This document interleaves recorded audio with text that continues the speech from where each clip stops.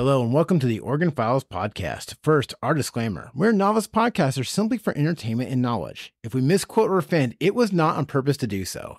Do an official apology for something we misspoke about a couple podcasts ago.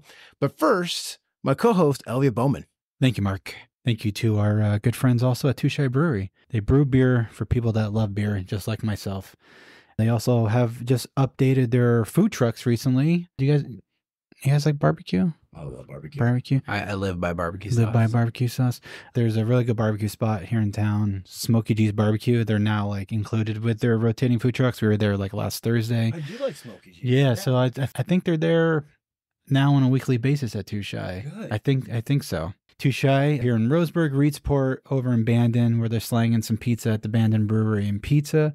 Best place to see what they have going on is their Instagram page, and stop on by if you want some beer and food. Perfect. And our other sponsor, Video Games Plus and Level Up Frozen Yogurt. They are open 7 days a week off Stevens in Roseburg, Oregon. Level Up Frozen Yogurt has new flavors every month. Some are dairy-free and over 50 toppings, including fresh fruit. You can also come and explore their impressive new game section, an expansive collection of disc golf, magic cards, t-shirts, video games, board games, pinball machines. You have any inkling of any hobby, they have something for you. So Video Games Plus and Level Up Frozen Yogurt. And now, El, should we go into our apology to a fan? And welcome our other Layton. Yes. Our special guest. Dave, thanks for joining us again. Well, thank you for having me.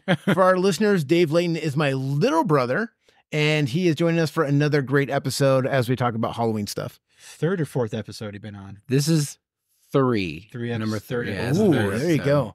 Once you get to 5 times, you get a jacket like an SNL. Right. I'm working on it. I'm getting there. Let's do this. All right. Yes, First, first. had him do a monologue. Yes, yeah. Next time you're doing a stand-up monologue, tell them some funny jokes. I could tell some stories. See, I know. Getting a Layton going, and it's over. First, our apologies. We did get called out. We did misquote on a previous podcast about a gentleman who came over on the Oregon Trail, and he brought all the fruit over, his plants, and he planted them in Portland, started this great big grove. And the articles I read said that he brought them over charcoal and hummus. And I made the error thinking that it was hummus as in like hummus you eat with with pita bread or something like that. This good classic hummus. Apparently hummus is also, Dave, did you know this? Hummus is their name for a deep, dark soil you can get deep in the ground. Pronounced humus. Pronounced humus. And it's spelled differently, though.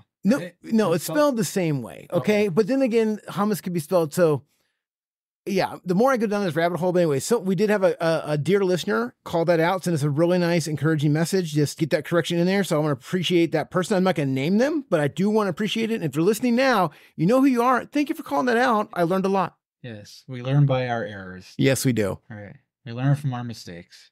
I'm upset. I didn't know there was 2 different kinds. It's a shock to me. I'm always going to think it was the hummus that you eat. Yeah. Makes for a better story. Right. Oh, man. The early settlers eating hummus. That makes more sense. All right. It just makes more sense. All right. All right. Here we Halloween go. edition. Yes, another Halloween episode. And I'm going to take us back into some of the cult stuff. Yes. I really like the cult stuff. So we're going to go down that way. But my cult stuff ties into somebody whose name is on the side of a building in Roseburg, Oregon. Mm-hmm. Oh. And maybe in your hometown too, if you're listening. Fred G. Meyer. Okay. Fred Meyer, big occultist. Freddy's. Freddy's, yep. Don't sue us, please. Oh, once again, if we didn't get sued by the last couple cults or anyone Right. else. Right, that Twin Yeah. Ridge run was sketchy. I put that was risky. So No one's listening anyway, whatever. right, we're just doing this for our own fun here. Fred G. Meyer, Portland, Oregon's best-known grocer, followed the teachings of a guy named Max Heindel. Heindel. He was an astrologer and theosophist. Oh, God. Okay, here's the best part. I want to show you that. Spell it. Theologist? No, theosophist. Theosophist. Oh, I- they even phonetically spelled it. I Theosophist. did the Good phonetic breakdown. job. Theosophist. We're This- doing that for every word we can't spell. I now. had We're phonetically spell. Google read this to me so that I didn't mess up any words, Theosophist. like the hummus issue all over again.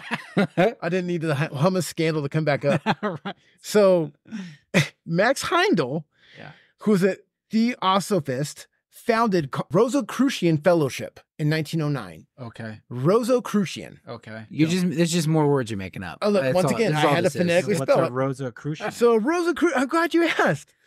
Rosicrucian is a spiritual and cultural movement that arose in the early modern Europe in the early 17th century.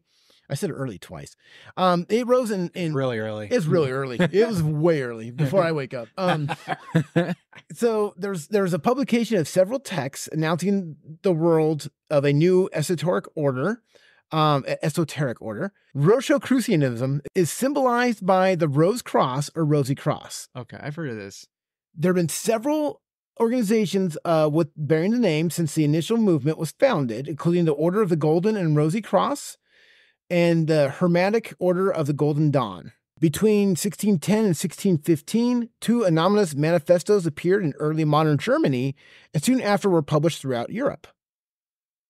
Now, they believe in a combination of occultism, Hermetism, Jewish mysticism, and Christian Gnosticism. Okay. They get a little bit of everything that they liked. A little melting pot of stuff. They made a nice chili, is what they did. They're a nice stew. They believe in the possession of secret wisdom handed down from ancient times. Yeah. The belief in a divine spark within each individual that can be awakened through spiritual practice. Sounds like Transformers. Is that I don't know, Divine like spark. the spark. Yes, I was either thinking Transformers or Magic the Gathering. there you the go, Magic the Planeswalkers Gathering, have yeah. the spark. Okay, I'm okay with this. But they believe in So ancient wisdom and sparks. but there was something else. Symbolism. It sounded almost like their homebodies. Hermits. Hermeticism, yeah. So they just like to sit inside all day and be hermits? They just kind of keep to themselves. Or they believe that they're a hermit in another life and now they're out in the world. They're like a hermit crab. I feel like we're going to get that wrong. And there's going to be someone's going to write, it's like, hey, that's not what Hermeticism It's is. hermite. Hermeticism? Yeah. Hermeticism? Oh, I get it. Okay. That's even better. Okay. Yeah. Dave's Googling it. Yeah, look it up. I need to Dave's look it up. This fact-checking. is, yeah, They let's also find out. They believe in the use of symbols, rituals, and meditation to unlock hidden knowledge and spiritual insights, seeking spiritual enlightenment, self-awareness, and harmony with the universe. And my vague and undefined theology, borrowing from Christian concepts while rejecting others. So they're vague and unrefined, but they reject others. Yeah, they're very clear about it. Hermetism, Yeah. right? Multiple meanings, including the practice of living as a hermit and a system of ideas based on hermetic teachings. There you go. Yeah, you're right. Living like a hermit. Solitary life. Was Herman's Hermits Rosicrucian? It's in the name. So let's go back to how Fred Meyer ties into this. This is where it gets fun for me. When Meyer died, when J. Fred Meyer died in 1978, his remains were handled according to the Rosicrucian Fellowship. His body was kept for 84 hours so that his karma-filled seed atom could ascend to heaven.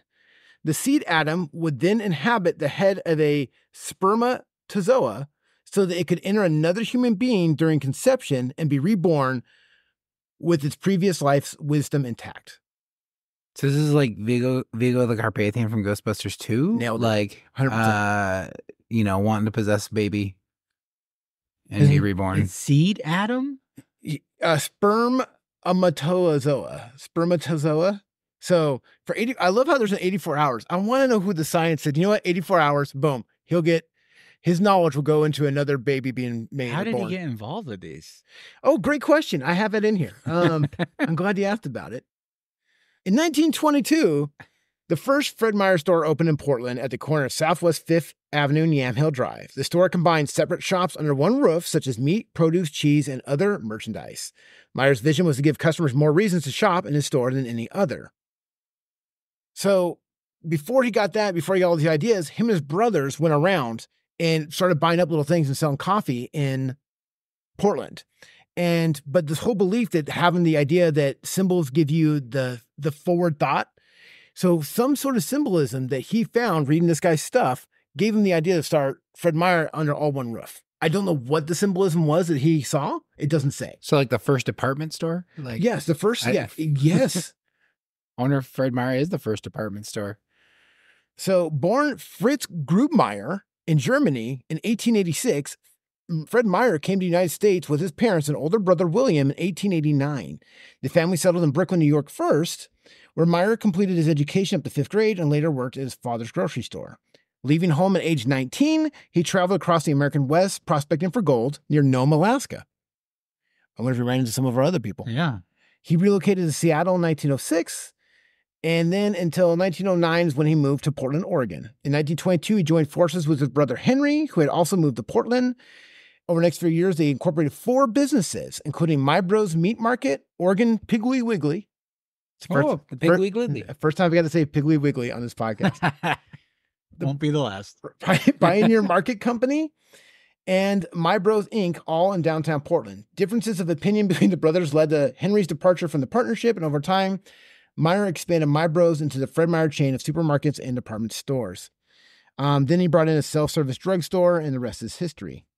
Now, Meyer introduced innovative marketing concepts. He's often credited as one of the originators of the one-stop shopping concept. When in 1931, he built the Hollywood Fred Meyer, his first full-block megastore on Northeast Sandy Boulevard in Portland. It's now a Rite Aid. What year was that? That was in 1931. I feel like there was big department stores before 1931, but I love how he gets the credit. Like Macy's. Oh, maybe Macy's didn't make it over this part of the country in 1930. Right? They had no concept of it. They didn't get emails. They didn't know what was going on. Do you think there's people skeptical though at first of like giant like supermarkets like that? Well, I remember when Roseburg got Walmart. Remember how like it was going to be the end of the world, and everyone's like, it's going to kill the mom and pop stores, and now everyone goes to Walmart. Yeah. It's cheaper. It's cheaper. Sorry. You can usually find what you want. You get a screaming baby every time you go.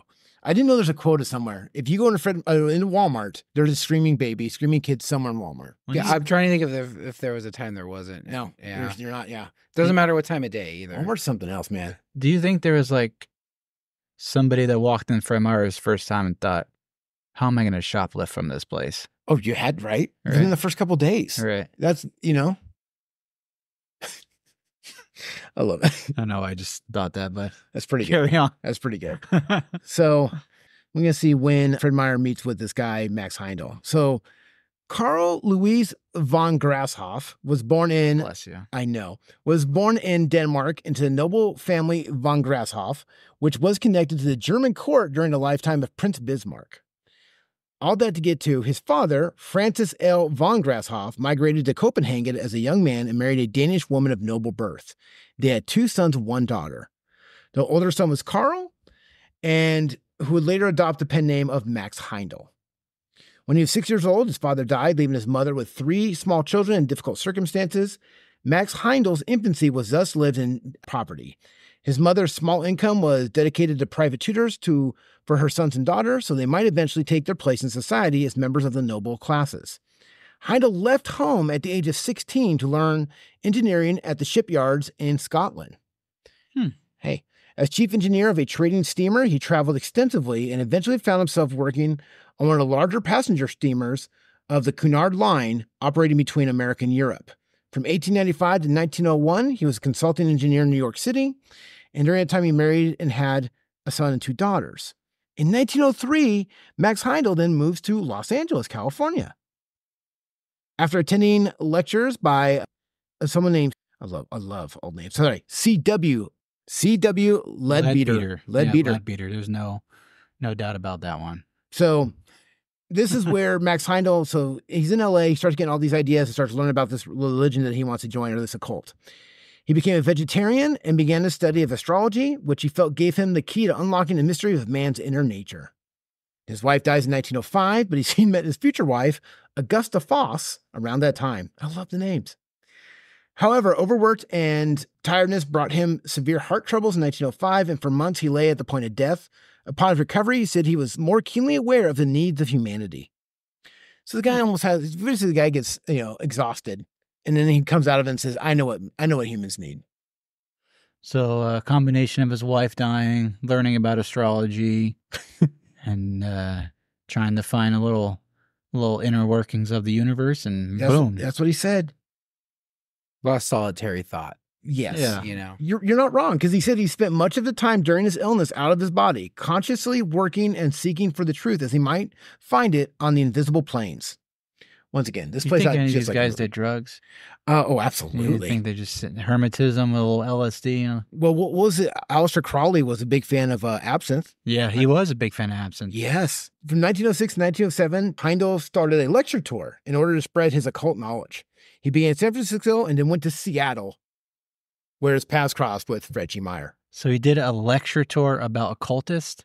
About all his astrology, everything. the inner needs of humans, Oh my gosh. Rosicrucianism. So it's like TEDx. Exactly. TED Talks. TED Talks. Little early TED Talks with occultism. That's amazing. There's That's not enough of those types of talks nowadays anyway. Not at all. You know what I mean?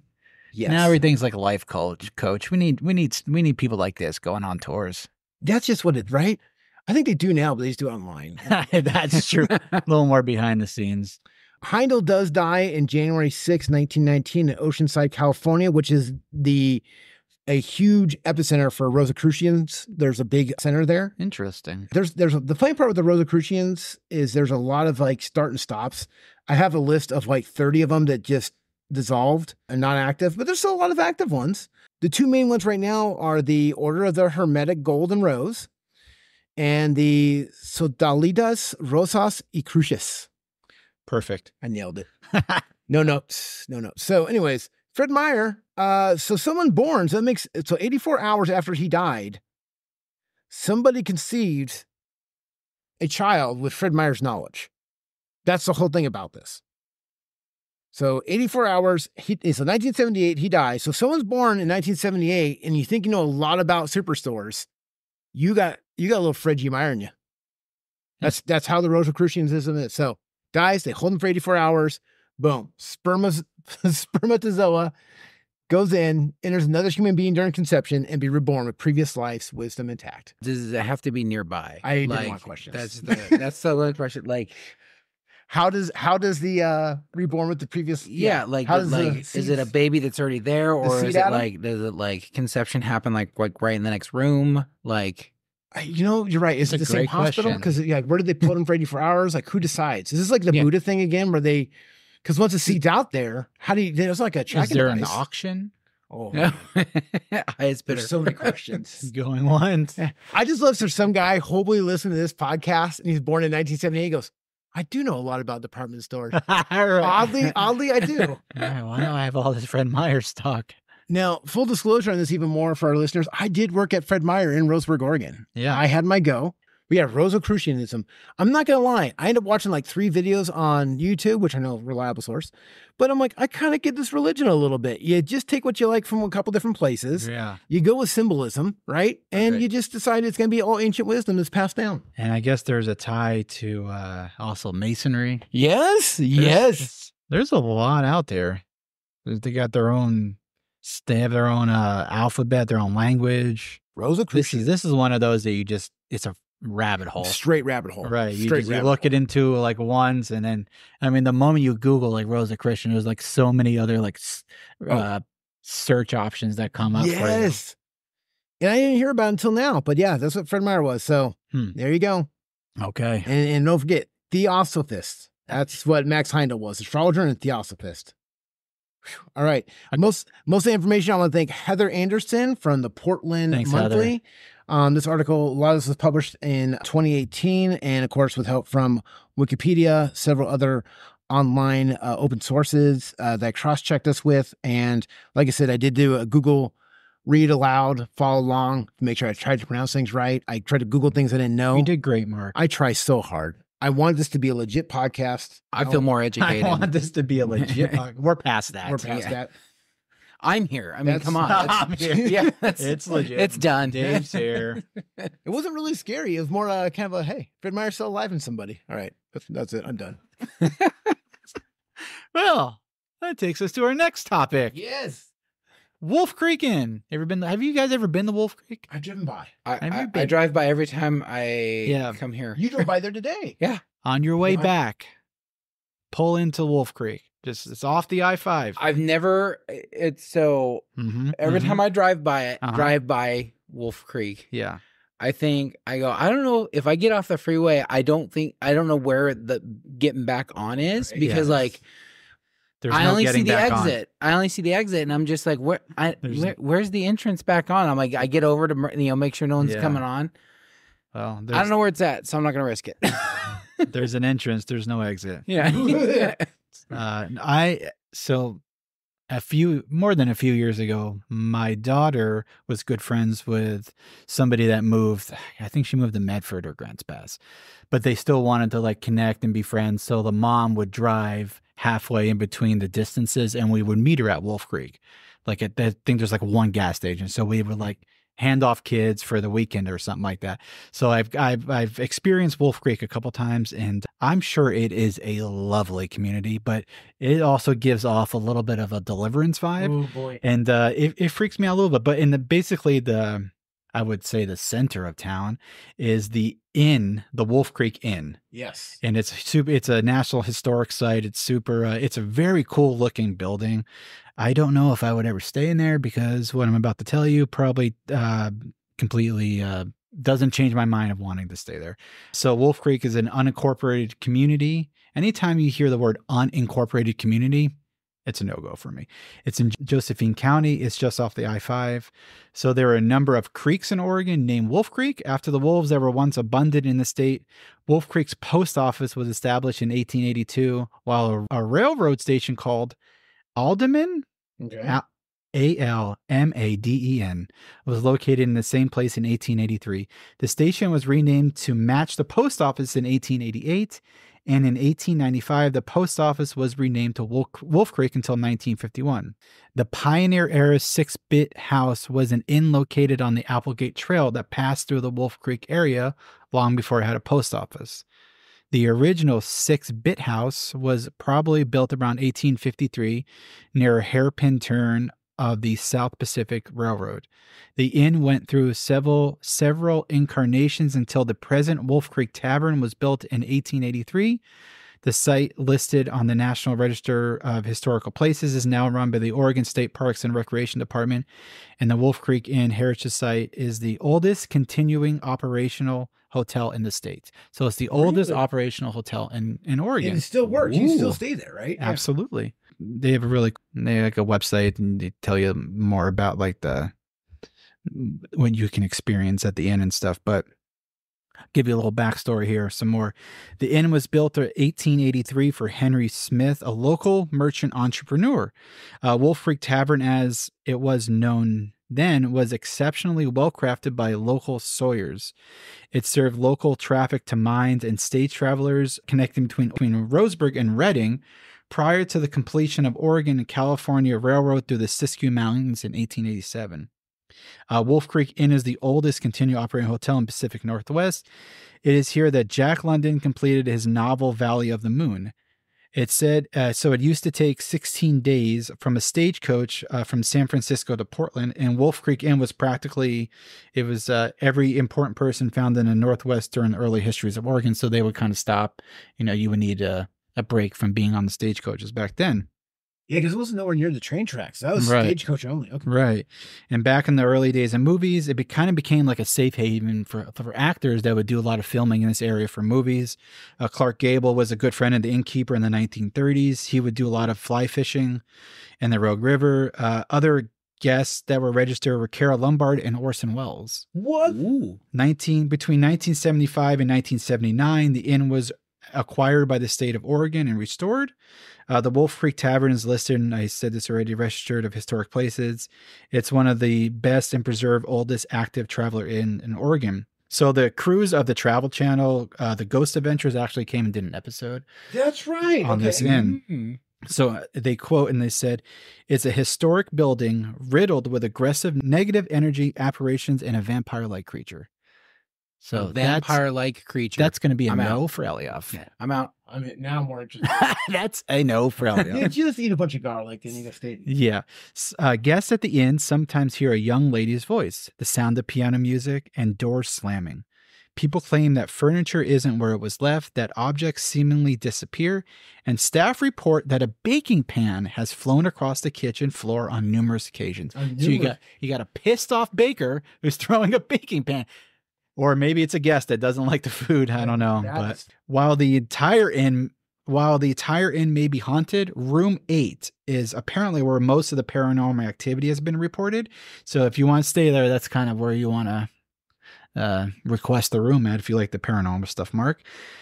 Some people see the ghostly occurrences of the Wolf Creek Inn as sinister, but many who have had paranormal encounters there consider the things that happen as friendly act as mischief.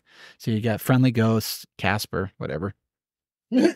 Past guests and paranormal researchers alike have reported encountering Jack London's apparition in the room where he once slept. His disembodied voice has been also heard at the end. Jack London may be the most famous specter haunting Wolf Creek, yet he's far from alone. According to owners and paranormal researchers, several entities make the Wolf Creek Inn their home.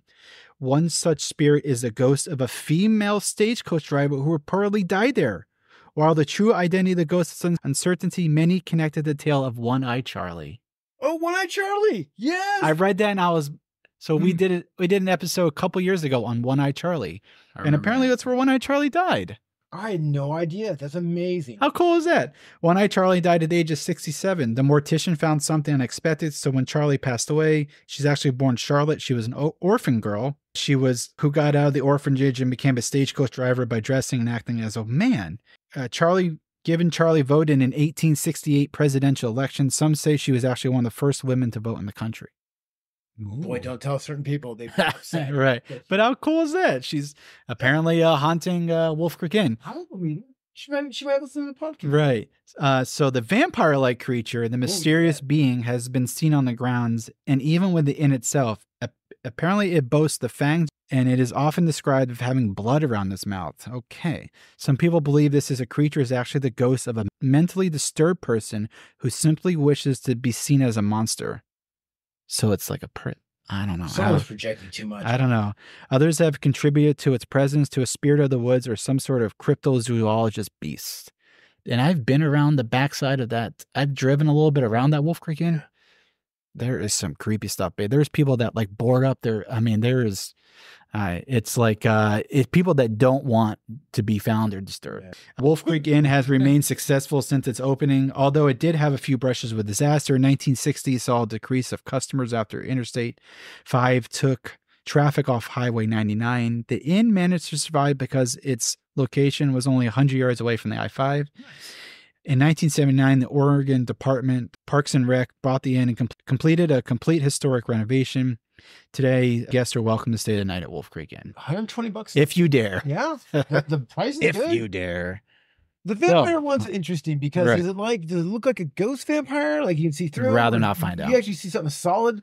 I don't know. Any haunting places. If I know ahead of time that a place is haunted, I'm good. You've never stayed at a haunted place? So I used to go stay with my dad and my stepmom. And my stepmom's like one of the people that thinks she has like a ghost following her around like her whole life. Okay. So she didn't tell me like until like day 2 when I was staying with her. She's like, "Oh, Agatha's here." I was like, "Oh, Jesus." Her name's Agatha? Yeah. She's like an old nurse from like Grants Pass or something. So of course. Like Agatha or the nurse? Okay. The ghost. So of course. I was there for like, I don't know, a week. So, of course, after that, I could barely sleep. I got to sleep with the TV on. I'm like afraid to shower. I'm like a big baby. I'm like, Jesus, this ghost is probably staring at me the whole time. No, I'm not standing. If I know there's a ghost there, it freaks me out. How fun. But you're all into that paranormal stuff. Dave says no. I'm out. One Layton, no. One Layton, yes. Oh, I'll do it. Absolutely. So a lot of this stuff I found was on the southernoregon.com. The Oregon Life had some good information on here. And then good old Wikipedia. I love it. Had to get stuff. I'm going to go. I think it'd be a good episode. I'll go. We'll report back. If you guys want to be with me. I go for maybe a little brunch. Okay. Maybe a little food. If you want to meet up for like lunch or something in the area, right. like I'm down. Like I'll drive up a little bit. Man. It's closer to me, I think, than it is to you guys. So if you do, you should definitely look for room 8. It doesn't say. I tried to find more information on like the room 8 stuff. They probably changed the numbers of the rooms. Right, tricking you. It's like it's all odd number rooms now. So last year I did like a list of creepy things kids have said to their parents.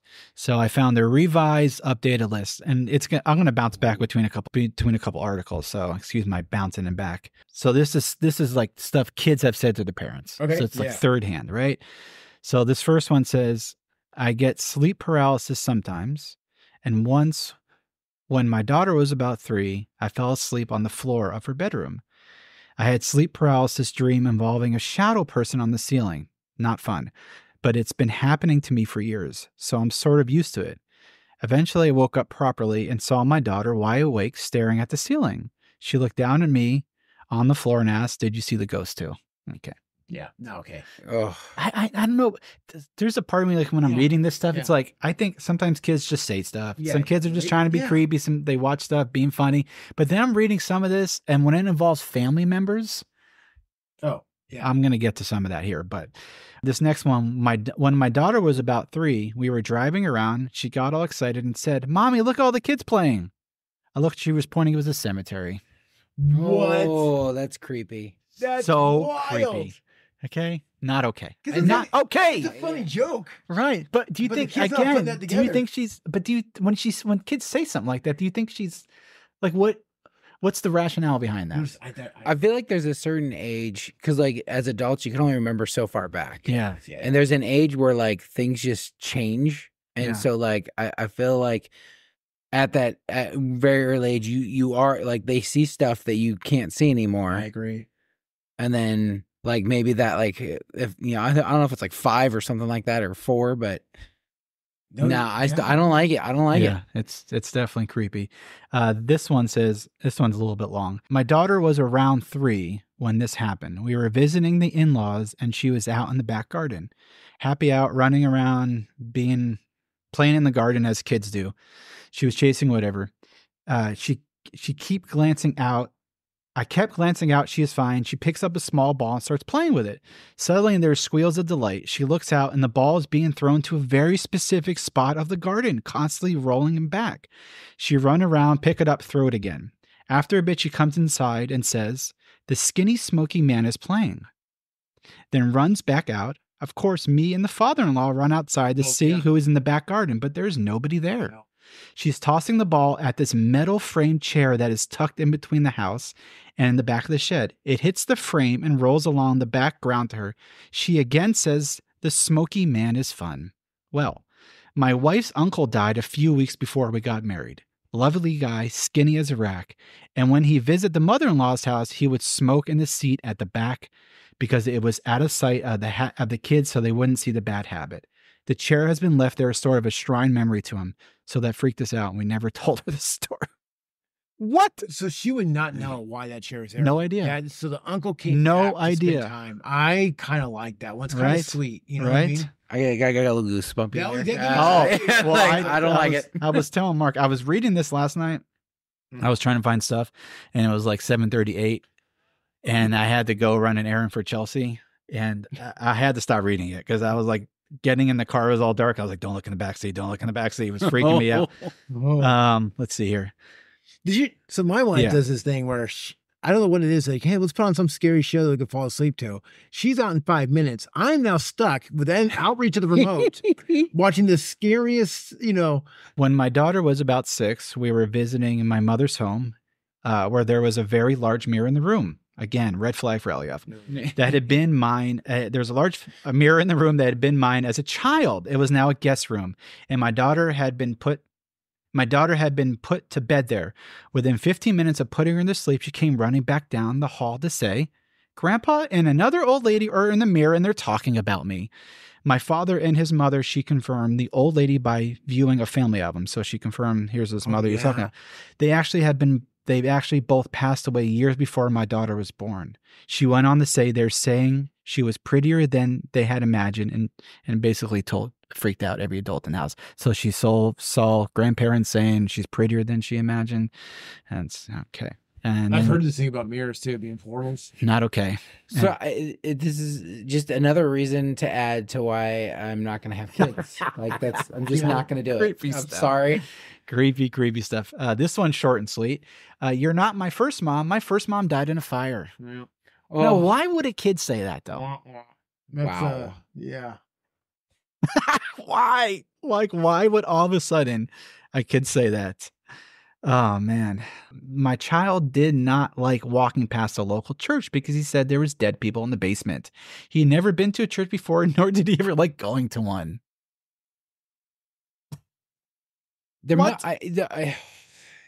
So many questions. Right. Okay. We were in the car and my 2-year-old said, "I see him. He was hit by the car." We were on the way to a funeral home for my father who had just passed away in a motorcycle accident. His death is still under investigation, but it is believed that he was hit by and killed by a car. I had not talked to him about the accident to him or around him. Oh, Some of this freaks me out. My daughter was born after my mother-in-law had passed. We have photos of her around the house. When she was old enough to speak, around 2 or 3, we showed her a picture of her Nana and said, "This is Nana Barbie." She replied, "I know Nana Barbie. I met her in heaven." yeah, that kind of stuff. Right. All right. Oh, man. Yeah. It's, what do you do? What do you do? That's just... When driving my 7-year-old daughter home from school, she said, "Daddy, we should move to Alaska." I asked why. She said, "Because it's easier to hide the bodies there." Now, there's a kid that probably watches a little too much. Wow. You know? What is it you want to hide? Right. What was she planning on doing? Right. There's probably a lot of follow-up questions There's a for lot the of follow-up parents there. questions, yeah. Right. We bought a house. Right. We bought a house this year, and when we showed it to our kids the first time, our 3-year-old asked if he was allowed to go upstairs to play with the invisible boy. That's when I sell. Nope, selling. Yeah. Like, no, we changed our mind. Take it back. Take it back. Oh, boy. Oh, boy. This is why I don't buy old houses. Right. There's just, It freaks me out. I'm one of those people, though, even if I stay in hotels, Airbnbs, it freaks me out. When my daughter was 2, she was calling out for me in her room, and she was put down for a nap. I went in to see what was wrong, and she said there was a man there, and she pointed to the corner of the room. I said she was safe, and I was home, and there was no one there. She looked at me and said, "But Daddy, why is the man crying?" No. Nope. What? Shut it down. Right? Well, we'll make this the last one here. My father passed away in February 2020. My son was around 16 months old. That summer, he woke up in the middle of the night one time and staring at the corner of the room, he said, "Hi, Grandpa." Oh. Anyway, there's tons of these. I'm not going to read every single one of them, That's but pretty good, though. It's all kids. but- See, I'm telling you, it's kids. It's just, there's something there. There's Right. too many examples. Right. It's ignoring. right. Oof. Well, Okay. guys. That's that. Now I'm going to be freaked out all over again. Yes. I'm glad it's daytime. I'm glad we didn't record this at nighttime. Would have had you escort me. So let's do some 2 questions here. Yes. And we had 2 we wanted to ask. First one is, what's the craziest, weirdest thing you have ever seen and know that no one will believe you when you tell it? And I had to ask this question because I've seen some things it's hard to explain. Yeah. And when I go to explain to people, their eyes glaze over, like Right. that never happened. But Or when you think back on those types of memories, it's like, do I actually remember the way it happened? Or is my mind just completely screwing up, like messing with my memory? It's like, and then trying to explain it, it's just weird. it's so wild you make that comment Yeah. because Dave's memory, So, well, there's. I have 2 now. okay, one of Dave's memories I was there for. Mhm. So I'm going to see if he retells it, if it's the way I remember it. Okay, I'll tell that Go one on. first. Okay? All right, Dave. So this is oh goodness, this was years ago. I hate turkeys. Okay, wild turkeys. Mhm. I'm gonna start with that. Hate Okay. 'em. Was not That expecting being the way the said- story was started. That being said, there was one time Mark and I were driving. I was driving. Mark was Yep. the passenger. It's true so far. We were going up. I can't even think of what the street It name was is. right by where Pizza Hut used to be. Where Pizza Hut Stevens. used to be. Yeah, on the side street or whatever. Oh, Winchester. Okay. That one, yeah. Yeah. We were driving up, and there was turkeys crossing the road, and I hate turkeys, and so I decided, you know what? I'm going to try and hit this turkey because I hate them, and so I actually swerved towards the side of the road. I don't even think I made a comment to Mark about this. I think I just instinctively was like, I'm going to kill this turkey. I got to run this turkey over. Already, I remember the story different, but go on. So I decided to just kind of start going towards the turkey. And only thing I know is I didn't feel like I hit it, but there was feathers. And then that was, as far as I know, that was it. So I know that portion happened. Mark remembers different details. Was it like hitting a bowling ball? Like turkeys are He didn't per hit the pound. turkey. This was actually a very comical thing. There was one turkey. We were in the far lane, and as we're driving up the road, we see this turkey like he's waiting across the street. Okay. Dave goes, "Watch this." He does say one thing. I don't know what the watch this is going to be, but he goes towards the turkey as if to spook it, right? The turkey's reaction was the best part because it's not what either one of us expected because we started laughing. What you would expect to do is the turkey to like fly away or run off. The turkey runs out into traffic, in front of Dave Blue Ford Ranger, puts his wings in the air to where you can just see the tips of his wings in front of the hood of the Just truck. telling Dave to stop. Yeah, it's Screaming. The turkey screamed as he ran. It's almost as if he had a nervous breakdown. He was trying to cross the street. Wouldn't he? And then we looked in the rearview mirror and he's running down the middle of the street with his arms in the air. And it was we laughed. I think we had to pull over. We were laughing so hard. yeah, okay. That's exactly how I remember it. But I just remember the turkey having just screaming and seeing the top of his feathers in front of the hood of the car. We didn't hit it, but we scared the crap. Sounds accurate. Yeah. That's my side. Do you eat turkey for Thanksgiving? No, With pleasure? I'm vegetarian. Tofurkey. I'm vegetarian. Yeah, they get the tofurkey. It's like a turkey with like gravy. It's really good, actually. Yeah, it's not too bad. Yeah. I'm surprised. Gives me a lot of gas, but it's worth it. Noted. Yeah. FYI, tofurkey gives me gas. That's what it is. Show notes, tofurkey. I love it. I do have my other story. Okay, what's your so other there's story? there's a follow up to this story Okay. that involves turkeys again. I love it. This again. So this happened 2 nights ago. I think I called you right after it happened. Yeah. I was so freaked out. My adrenaline was pumping. I'm sitting there watching Netflix. I'm watching SWAT, but I'm watching it and it's loud bangs and stuff like that. And I hear this like thumping. And I look over at my wife, no reaction from her. I look at the dogs, they hear it, and I'm like, okay, something's going on. So I mute, I like pause the show, and it's just dead silence. And I look at my wife, and she's just sitting there looking at her phone, not realizing that I paused the show. She's like just entranced in her phone. Right. And all of a sudden, Typical. hear the thumping again. She like stops, looks up and looks at me, and I go, "You heard that, right?" She goes, "Yeah, what is that?" I go, "I don't know." So I get up, I go towards the hallway. Thumping again. Can't tell if it's coming from above or below, but I swear there is someone crawling around in my house and I don't know what's going on and I'm freaking out. Cats are freaking out. Dogs start barking because they hear it, don't know what's going on. And there's just thumping.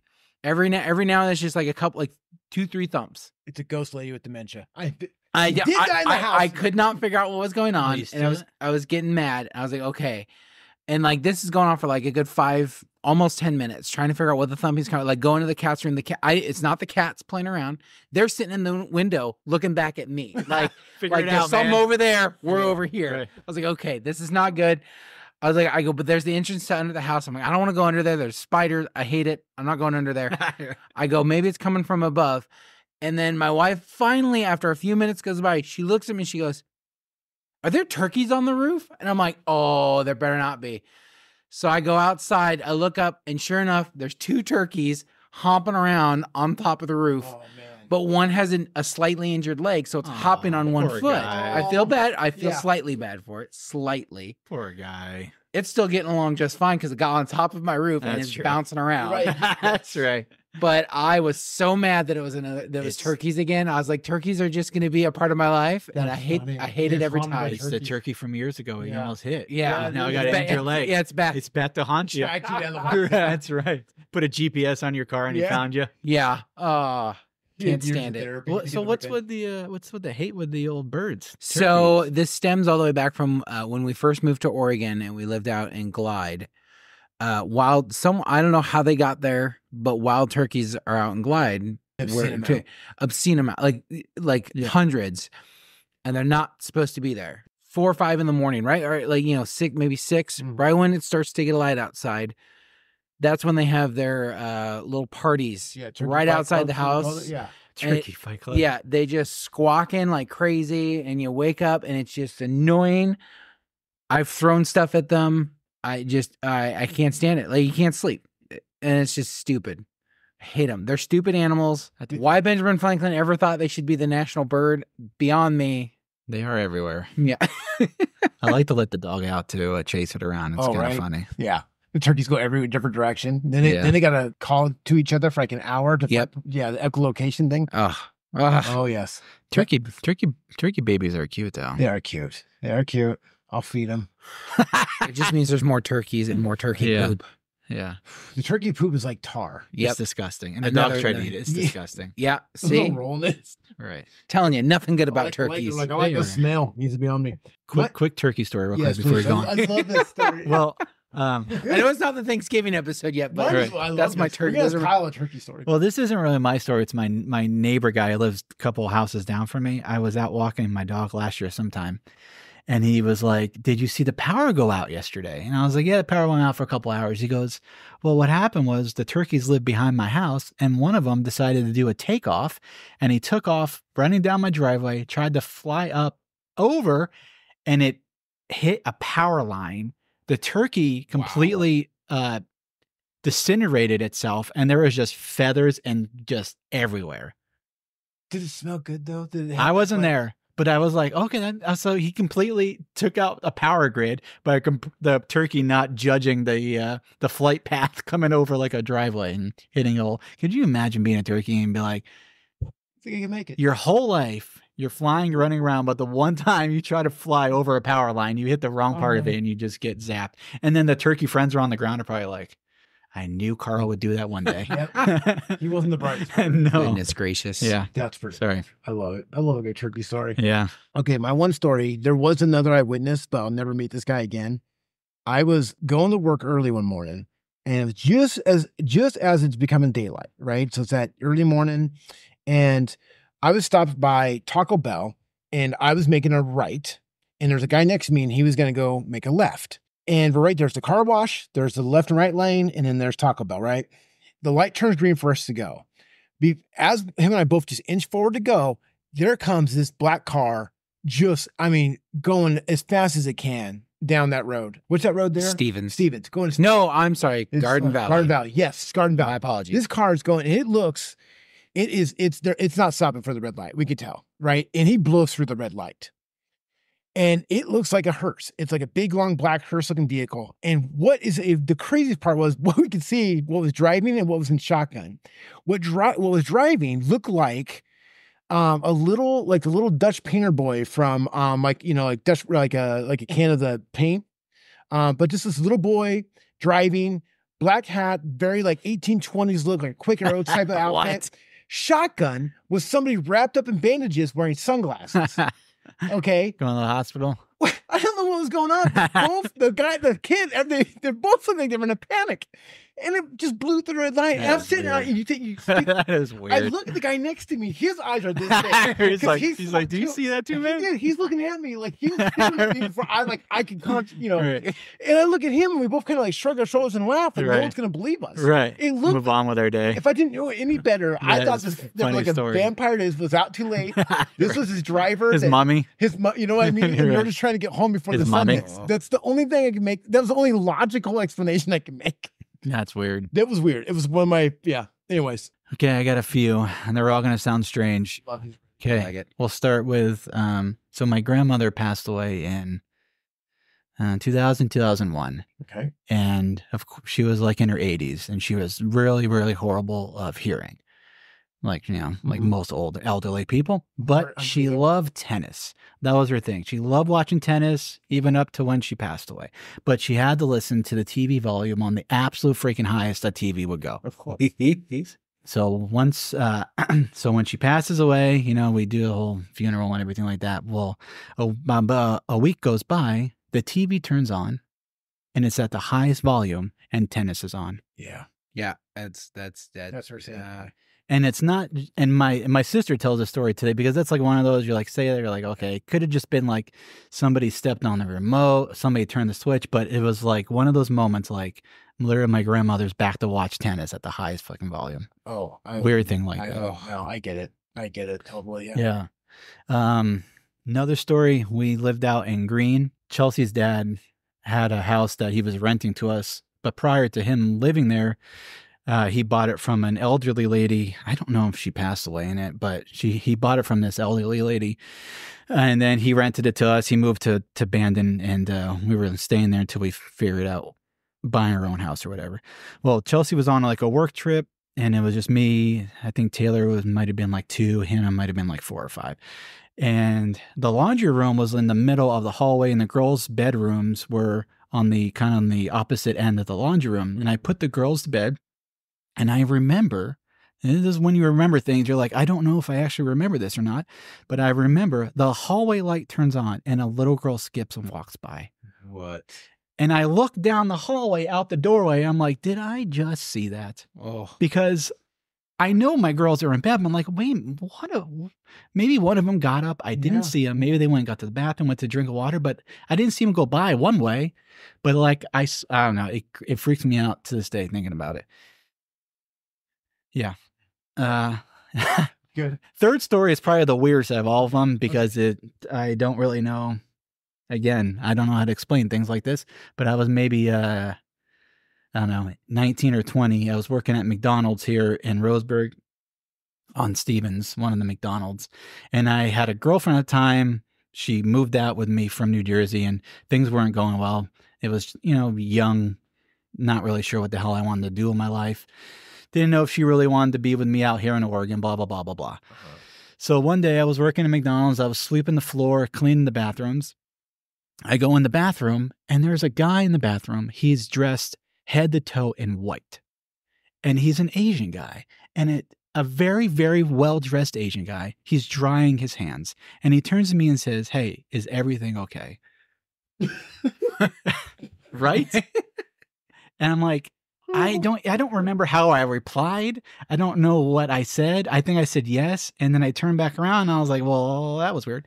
And he was like in a suit. Like I'm talking like a nice head to toe white suit. Nice, right? So I go to the people, my coworkers, and I was like, hey, did anyone see a nice dressed Asian guy come in and get food? And they're all looking at me like you guys are looking at me now. Like, no. And I was like, well, that's up there with one of the weirdest moments of my life. That's amazing. Strange. The guardian angel. Strange. I have no idea. I don't know. All right, guys. Should we go to our next question? Oh, yes. Thanks for sharing, everyone. Oh, man. I love those stories. What story do you think should be made into a movie? Oh, am I starting? Yeah. Yeah. That's first. I thought about this. I mean, you can make it into a movie, but I think it would be better as a show. But honestly, our days working at Video Games Plus. Oh, hands down. The stories. The It'll be a customer great show. interactions, like the weird behind the scenes stuff that we did, like I think that would be entertaining. It's like that was like the first thing. The other thing would be, I mean, just my life. I mean, I'm a crazy individual and like things I've gone through. Following around camera. Yeah. Wow. No, just working like Yeah, I mean, but everyone always says work stories, but like VGP would be a great series. Yeah. Just called VGP. VGP. Yeah. And you get the nerd references all day. People Right. love that That stuff. would be great. Just Kyle's tell, a quirky owner. just tell Kyle, like, get it going, like, Yeah, there you go. Hey, you can do a little docuseries There we go. on VGP. Shoot. Mine's, I don't know why this hasn't been made. I want an Eleanor Roosevelt biopic, Oscar-worthy one, and I think Kathy Bates would play Eleanor Roosevelt. I already casted it. I can write it. Brilliant. I just don't know if she's such a very fascinating woman. She started the American Red Cross. Mm-hmm. She's the only woman to stand up to Winston Churchill. Like, there's so much great stuff about her. And no one, you know what I mean? We just need a good movie. There you go. Good Eleanor Roosevelt movie. Great. That's what we need. okay. See? Dave's there. Yeah, very passionate about it. Next. All right, Al, what's yours? I had a hard time with this one. Okay, But I'm okay. going to dip back into the well here. I think that One-Eyed Charlie, Stagecoach Ooh. Driver, Oh, would there be you a go. fantastic movie. You have Yes. your Western theme. You got a little plot twist at the end, not knowing what gender she is, he, she, whatever.